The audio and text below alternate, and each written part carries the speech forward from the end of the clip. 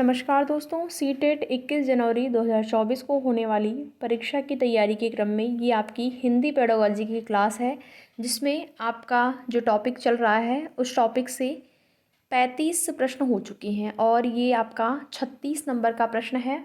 और प्रश्न जो कि आपके समक्ष, भाषा आकलन में कौन सा महत्वपूर्ण तत्व जो है सबसे ज़्यादा महत्व का है, आपको बताना है। ऑप्शन नंबर ए है विविध अर्थ वाले प्रश्न पूछना, ऑप्शन बी है श्रुतलेख, ऑप्शन सी है सुलेख, ऑप्शन डी है भाषिक संरचनाओं पर आधारित प्रश्न। तो श्रुतलेख यानी कि सुनकर लिखना भाषा आकलन में अगर देखा जाए तो ये महत्वपूर्ण नहीं होता है। सुलेख भी बहुत ज़्यादा महत्व का नहीं होता है। विविध अर्थ वाले प्रश्न हो सकता है महत्व का, लेकिन यहाँ पर उससे भी ज़्यादा सटीक आंसर जो है वो आपका जाएगा भाषिक संरचनाओं पर आधारित प्रश्न। ये जो भाषिक संरचनाओं पर आधारित प्रश्न है ये भाषा आकलन में का जो तत्व है उसमें सबसे ज़्यादा महत्वपूर्ण हो जाएगा। ठीक है, अगर ये डी ऑप्शन नहीं होता तो आप यहाँ पर ए ऑप्शन को राइट कर दें, लेकिन डी है यानी कि ए से ज़्यादा जो सटीक आपका होगा वो ऑप्शन नंबर डी होगा। ऑप्शन नंबर डी यहाँ पर राइट आंसर हो जाएगा। सारे के सारे प्रीवियस ईयर के क्वेश्चन हैं और आपके आने वाली परीक्षा के दृष्टिकोण से बहुत ही महत्वपूर्ण क्लास है। लास्ट तक बने रहिएगा।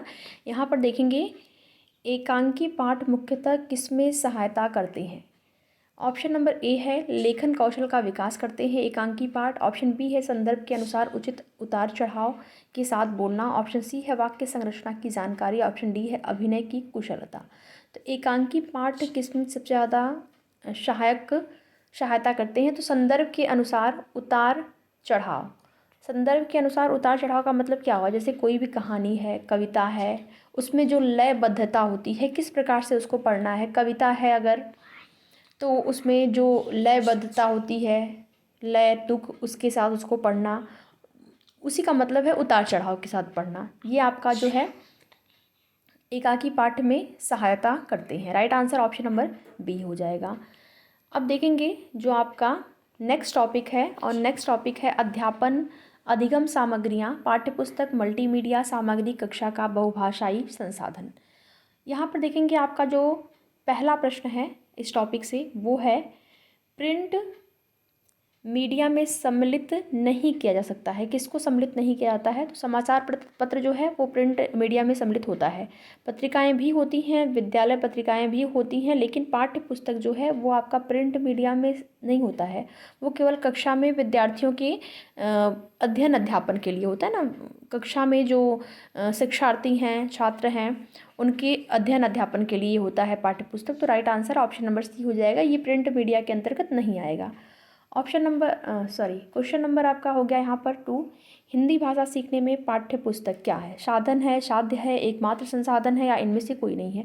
तो आपकी जो पाठ्य पुस्तक होती है वो किसी भी भाषा को सीखने में एक साधन होती है, एक मीडियम होती है। ठीक है, जैसे छात्र हो गया और शिक्षक हो गया। छात्र और शिक्षक के मध्य में जो है ये आपकी पुस्तक हो गई।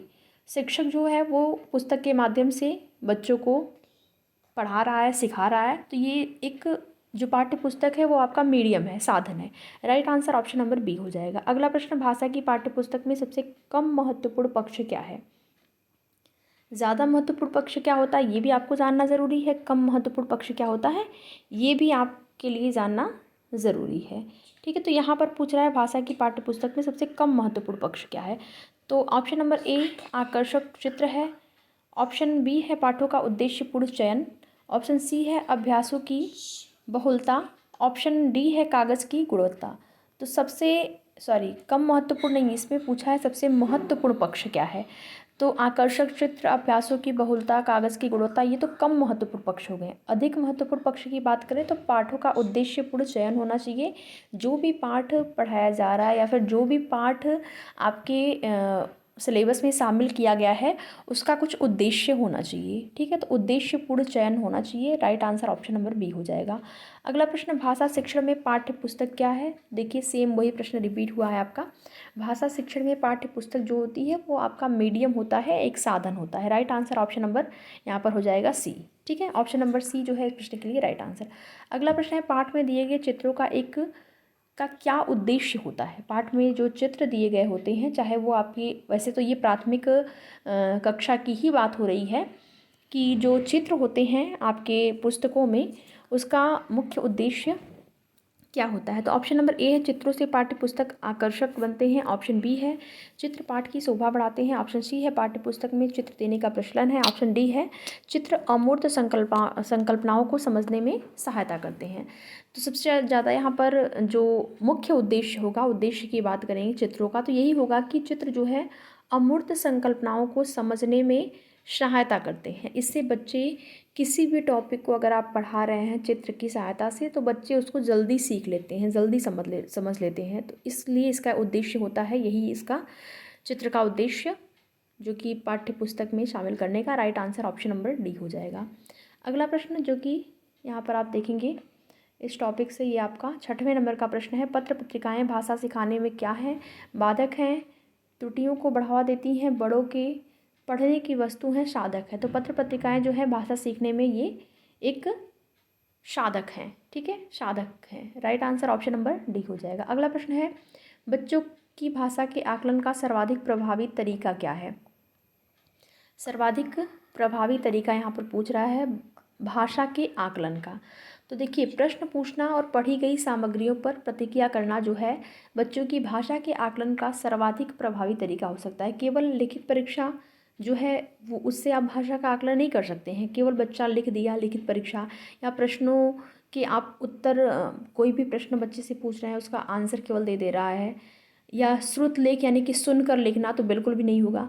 प्रश्न पूछना और पढ़ी गई जो बच्चे से आप कुछ पूछ रहे हैं, कुछ पढ़ा रहे हैं, तो उसके उस टॉपिक संबंधित जो भी जिज्ञासा है वो बच्चा आपसे पूछे, और जो भी चीज़ें आप पढ़ा रहे हैं उससे के संबंध में उसको जो चीज़ें नहीं आ रही हैं वो आपसे पूछे, उसके संबंध में अपनी प्रतिक्रिया व्यक्त करे। ये जो है भाषा आकलन का सर्वाधिक प्रभावी तरीका होता है। तो राइट आंसर ऑप्शन नंबर हो जाएगा सी। इसके बाद देखेंगे अगला प्रश्न है 8 नंबर का, और प्रश्न क्या है?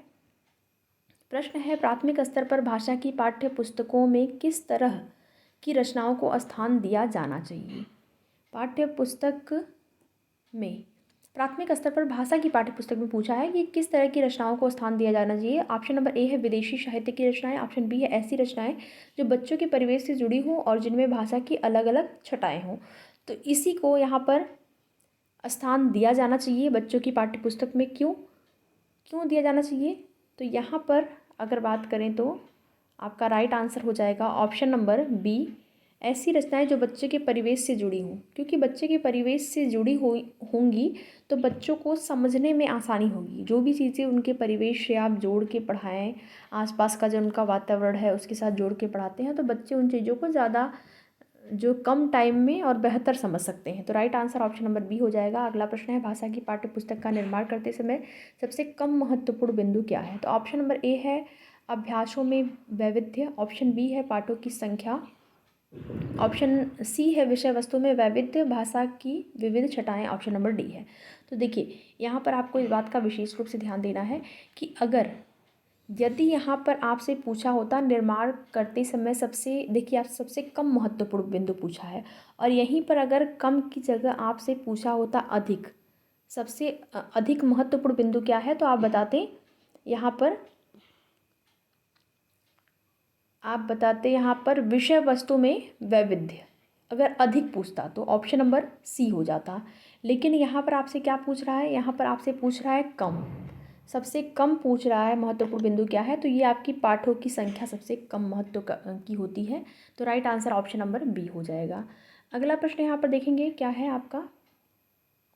अगला प्रश्न है भाषा कक्षा में विभिन्न दृश्य श्रव्य साधनों का उपयोग का उद्देश्य क्या नहीं है? ऑप्शन ए है आधुनिक तकनीकी को कक्षा में लाना। ऑप्शन बी है सभी प्रकार के बच्चों की आवश्यकताओं का ध्यान रखना। ऑप्शन सी है सीखने सिखाने की प्रक्रिया को रुचिकर बनाना। ऑप्शन डी है विद्यालय प्रमुख के निर्देशों का पालन करना। तो दृश्य श्रव्य साधनों का उपयोग का उद्देश्य क्या नहीं है?